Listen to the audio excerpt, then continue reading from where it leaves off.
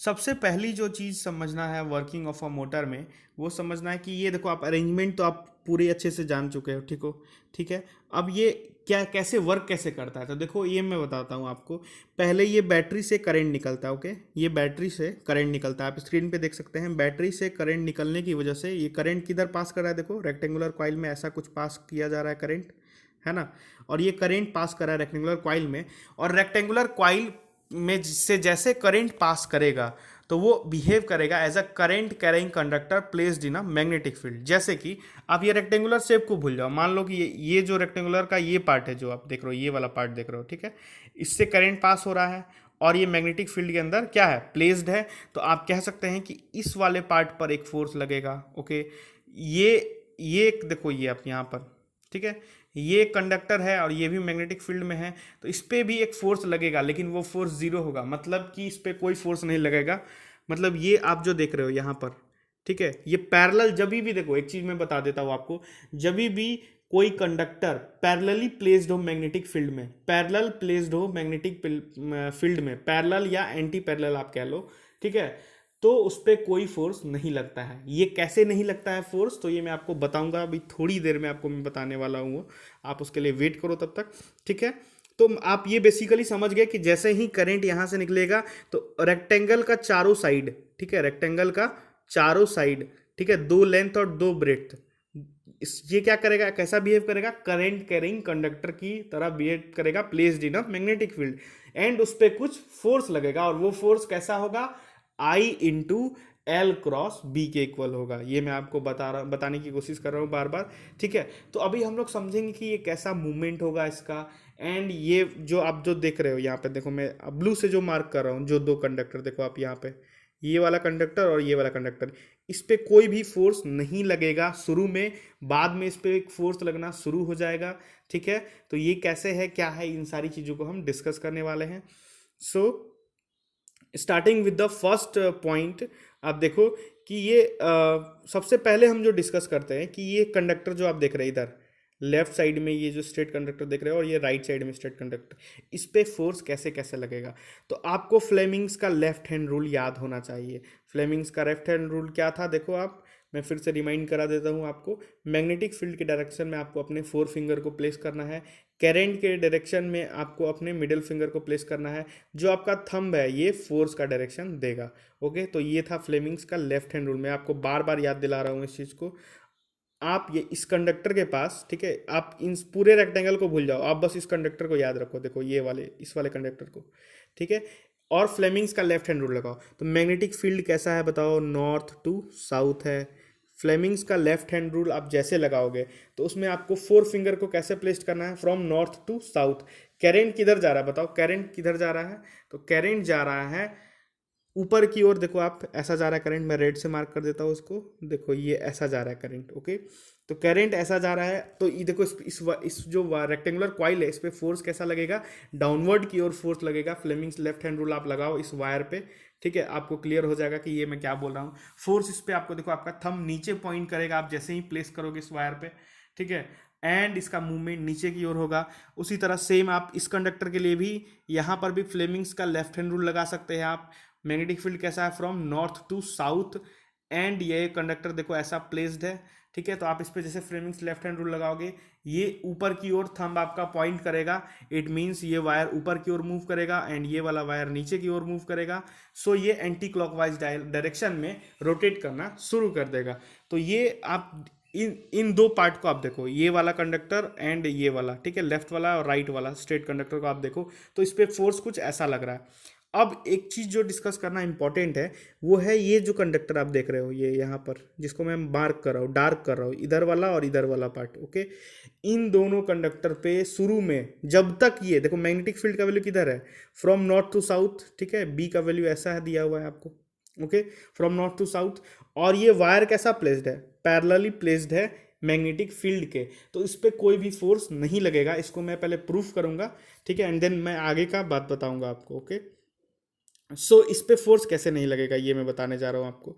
तो आप देखो ध्यान से, फोर्स इक्वल टू, हमने क्या फॉर्मूला याद रखा है, I L B sine theta, okay.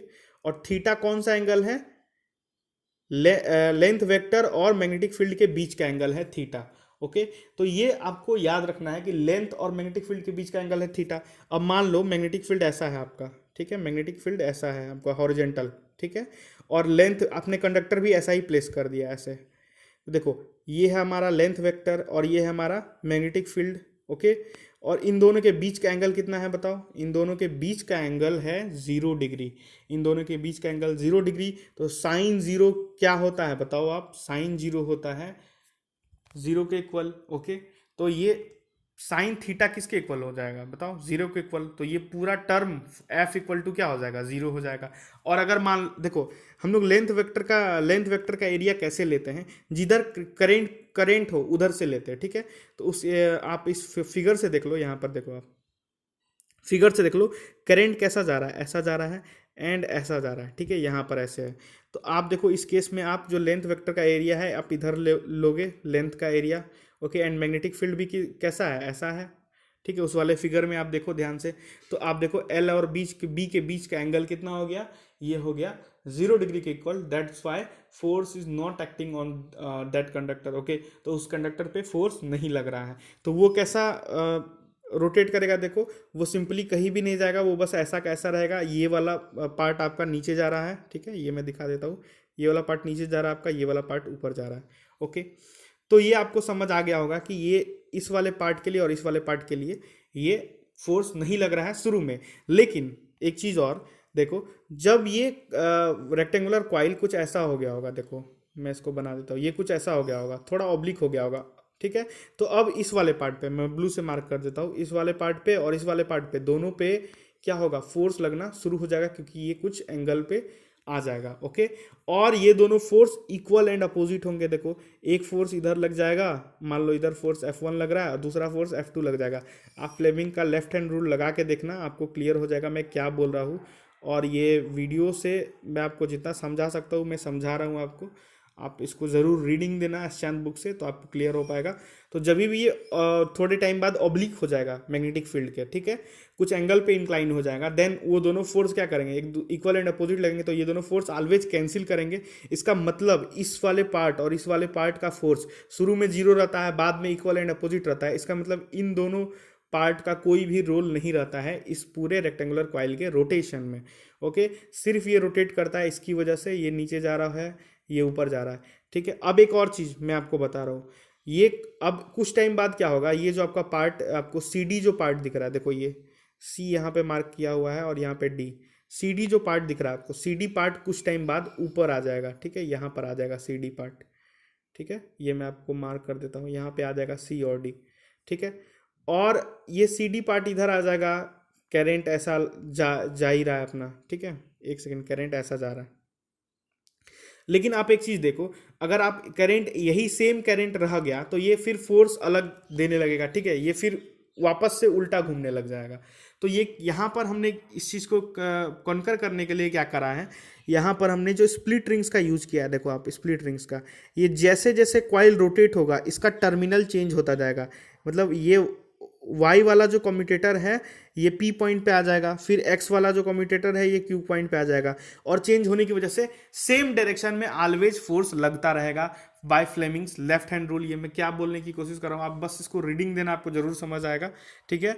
ये बार बार कम्यूटेटर चेंज होता जाएगा, कार्बन ब्रशेस पे अलग अलग कम्यूटेटर बार बार लगते जाएंगे, ठीक है, पूरे रोटेशन के दौरान, और एक ही डायरेक्शन में ये मूव करता रह जाएगा। एंड ये आप देख सकते हैं कि इलेक्ट्रिकल एनर्जी की वजह से मैकेनिकल एनर्जी प्रोड्यूस हो गया, ठीक है। और ये हमारा इलेक्ट्रिक मोटर इसी प्रिंसिपल पे काम करता है। इलेक्ट्रिक मोटर बेसिकली किसी भी चीज़ को रोटेट कराने का काम करता है, ठीक है।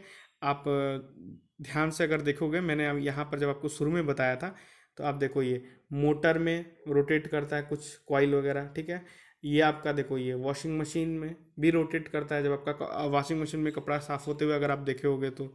फिर ये मिक्सर एंड ग्राइंडर में भी रोटेशन होता है, एंड ये कार व्हील्स जो रोटेट होते हैं, तो ये भी बेसिकली इलेक्ट्रिक मोटर की वजह से ही होते हैं।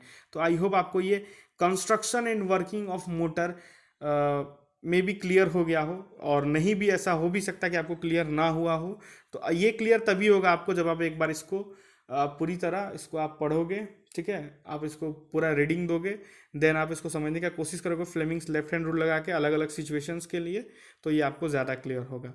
सो इस वीडियो में स्टूडेंट्स इतना ही।